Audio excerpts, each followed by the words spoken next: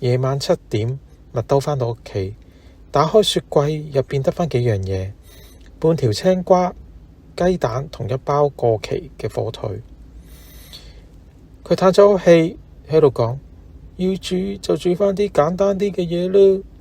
佢開咗電飯煲，洗米落水，啲聲音沙沙聲喺細細嘅廚房入邊聽得特別清楚。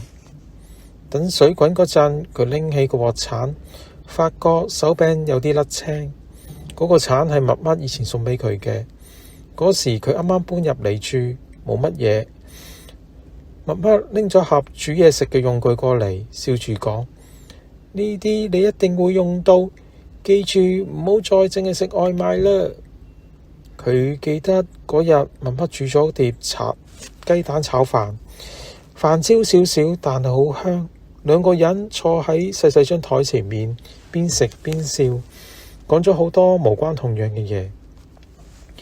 而家廚房得返抽氣扇嘅嗶嗶聲，火光閃閃，油香開始滲出嚟。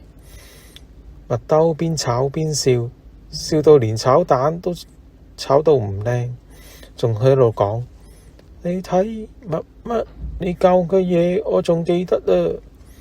炒好咗之後，佢將啲飯潷入碗，放喺張台上邊。嗰碗飯好香，啲香氣慢慢散開，屋企變得有啲暖。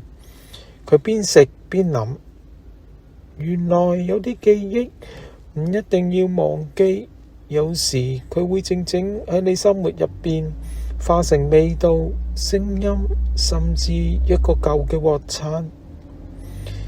食到最後一啖，佢笑咗一下，都唔錯啊！今日啲炒蛋。